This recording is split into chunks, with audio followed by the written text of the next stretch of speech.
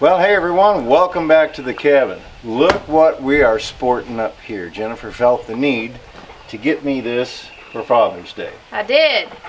So that means he can cook for me, right?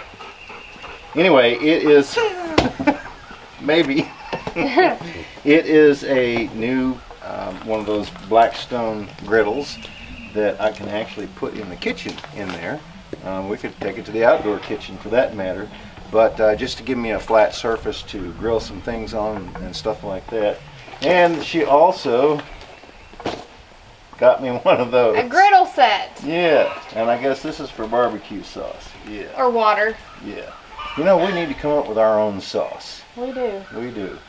Anyway, let's open this up and see what it looks like.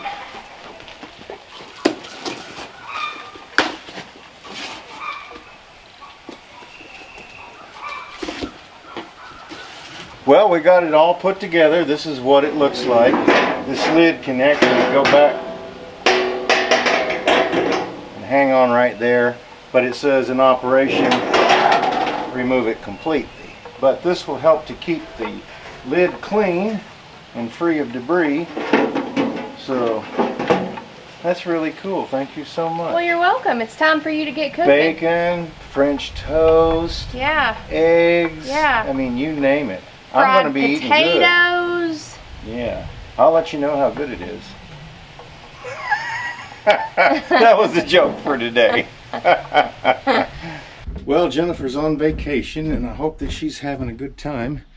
I know she did tell me that it rained the first day that they got there. But anyway, we've got something down here at the workshop. I thought I'd take you down here and show you. Yeah, we got the blades. I think it was yesterday they delivered these, so hopefully the sawmill won't be far behind. They are putting it together, and we did ask for a couple of modifications to it, and I'll show that to you when it gets here.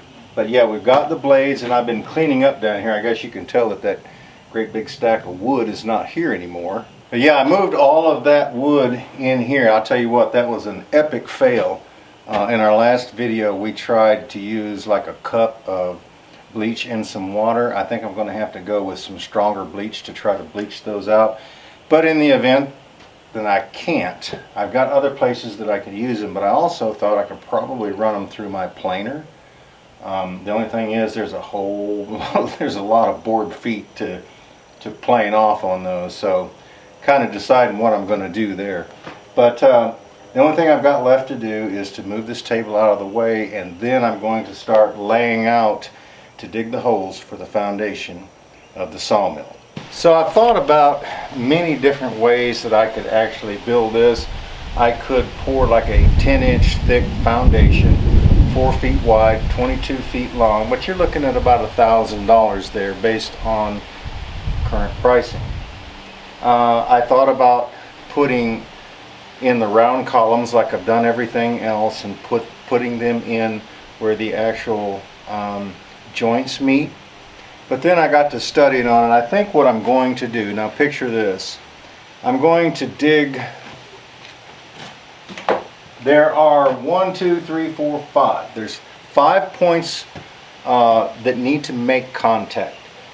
Each end, and then 3 places in the middle, because what that does is where each one of these tracks join together, that puts a foundation under that portion. Although in that, say for example, that 6-foot section of track, they have a foot here that screws on the bottom, a foot that screws on over here, but also a foot that screws in the middle. So what I intended on doing was, I think I'm going to make 5 columns. They'll be about 10 inches wide. They'll be 4 feet long. And when I dig the hole, I'm going to dig it a little extra deep. I'm going to picture this in your mind. I'm going to lay 3 bags of Quikrete in the bottom to basically make a foot for this 10-inch wide column that's going to be 4 feet long and a foot or so high to sit on. So it'd be kind of like a tombstone in a graveyard, I guess you would say, where it's got a larger base on the bottom than it does the actual stone sticking up. So that's kind of what I've got in mind doing here. That way I can support each section of track at the joint, and then I will take some 6x6s and run them long ways where the feet can actually sit down, and I can, you know, level my track, and then I'll be able to screw those feet in where they won't move, and then I can take the 6x6s and drill them into the columns where the 6x6s won't move. So that's kind of what I have in mind. So I'll be digging 5 holes, and the way that the track is laid out, the small 3-foot section goes up at that end, then you have 3 more that are a little over 6 feet that join together, and they, like I said, they will anchor down on top of those columns.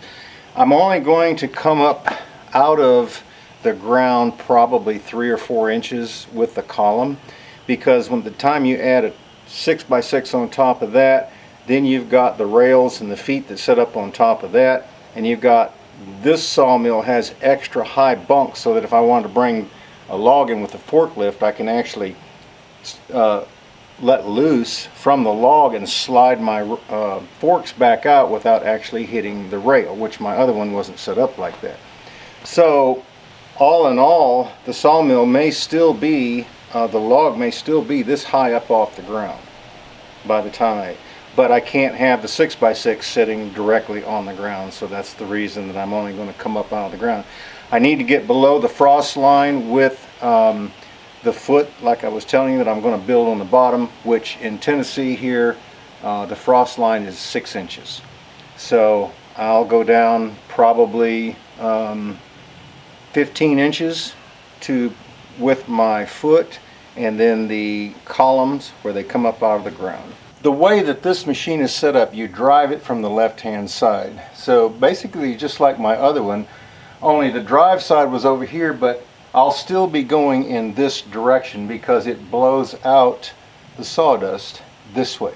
And I want to be able to come in here with my bucket and be able to scoop it up in the bucket so that I can take it and get rid of it. I can't come this way because then it would blow sawdust in there, and I definitely don't want it blowing sawdust in that direction. So this is where we will have the sawdust pile. I don't know how well this is going to come out on camera, but this is basically the dimensions. It's almost 4 feet wide, and this says 21 feet and 1/4 inches, but there's some hardware that mounts on here that sticks out a little bit. Basically makes it 22 feet long. There are 3 sections. There's one section that's 6 foot 1.5 inches, 6 foot 3/4 inches, 6 foot 3/4 inches, and 1 3 foot, I think it was like 1 inch section that goes down here. So my thoughts were, if I came out about 4 feet from the wall, if I have the columns, which are 4 feet, because it was 3 feet, 8 1/4, and then some of the hardware makes it 3 foot, I think 11, is almost 4 feet. Then I can extend my column 4 feet over, and I basically have, you can see this is 8 foot. This right here is 8 foot 3.5. All right, it's a total of like 8 foot 9 inches out to the end. But this right here would be the end of my column in reference to this post. Now the reason that I said that, we got to keep in mind that the total height of this machine, I think, is 7 feet and 4 inches when you get up to the very top of the frame. This beam right here, basically where I'm standing at,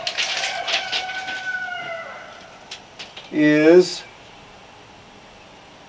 7 feet, 8 inches right there.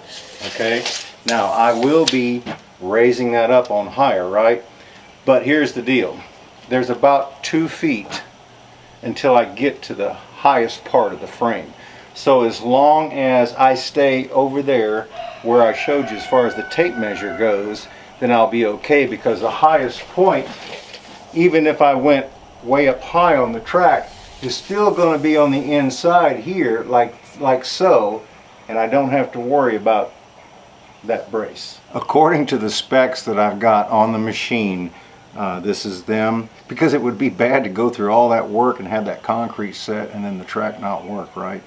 But according to the specs that I have on it, as long as I stay within those specs and the specs don't interfere with any part of the structure that I've got here, I should be okay. But yeah, that's the direction that we're going to go. We'll be milling this way, going basically going from east heading west, okay, with the sawmill. I brought the 2 cant hooks down here. I've got my brush hanging over there. What I need to try to do is get a lot of that stuff moved down here and kind of try to organize it. So some of these things I'm going to have to find spots where I will actually hang them. So I'll probably have one down that direction. Of course, I don't have that portion of the wall up, but I'll have one down there, and then I'll have one up here to be able to rotate with. And then I've got my brush hanging here, and like I said, I'll have other tools that I'll try to rearrange, and who knows, I may end up moving them. But just trying to get all set up and ready to go before the sawmill gets here. So hopefully the concrete will be set up. I'll have the 6x6 bolted down and ready so that when the machine gets here and we start assembling it, we can actually assemble it where it's going to be and put it on those rails, so that once we get it there and get it leveled, then all we got to do is screw it down and it'll be permanent.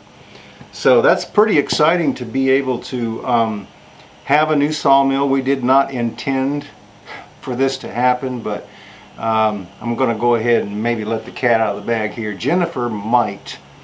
There's still a lot of talk and things going on behind the scenes, but Jennifer might, her and Stephen may decide to build a home out here. So I got to thinking that if I was going to be milling a lot more lumber, that probably what I should do is get a bigger sawmill that I can mill larger logs with, and have a deeper throat capacity where I could mill something, you know, a lot bigger if I needed to, because basically I would work down to a 6x10 or whatever, but with the new machine I would be able to cut 10x10s, you know, where I couldn't do that with the old machine. I could if I worked my way down to it, but I'm talking about starting off the bat, because I could mill 11 inches, a plank 11 inches thick. So, and I think it's 35.5 inches wide, which is about the width of this table. The table is 35 inches. So we could, in essence, we could mill a plank this wide.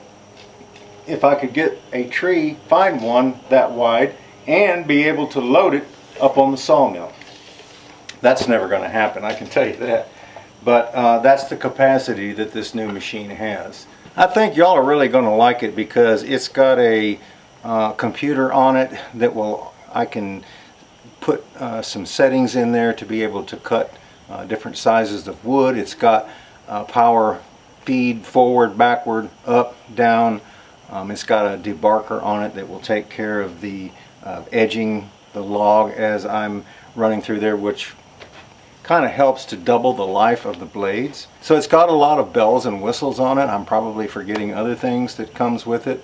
The electric start, the auto water feed. It also has an electric blade guard that slides backwards and forwards, and like I said, it's got a lot of bells and whistles. So we'll just wait till it gets here and start putting it all together, and then we'll go over it with you guys. Also got a solar system sitting over there at Jennifer's house that I need to go and get, and it's on a great big huge pallet, all the hardware and everything, and then the solar panels will be shipping.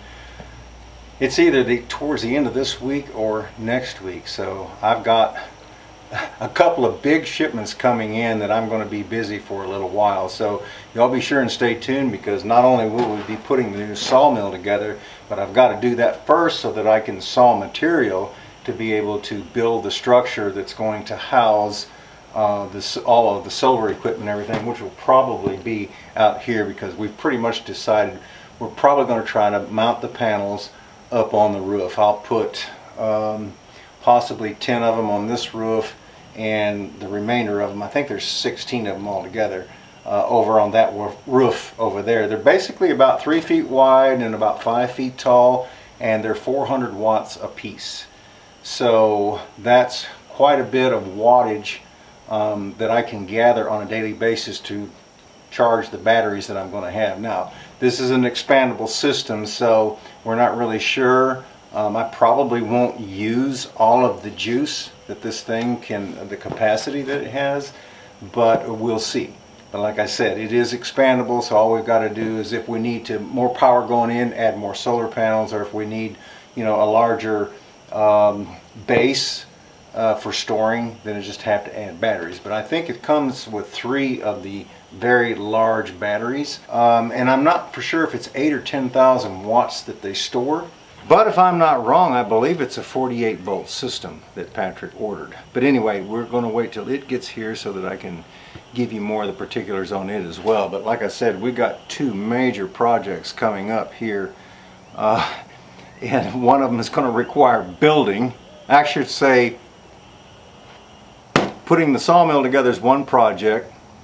Unpacking and sorting all of the material that's going to be needed is a project in its own for the solar system. We got to build the small cabin or hut, whatever you want to call it, that's going to house all that. Plus we got to mount all of those solar panels up on the roof and run the wires so that we can get into where all of that's going to be taking place. So yeah, we've got some major work cut out for us in the next several months.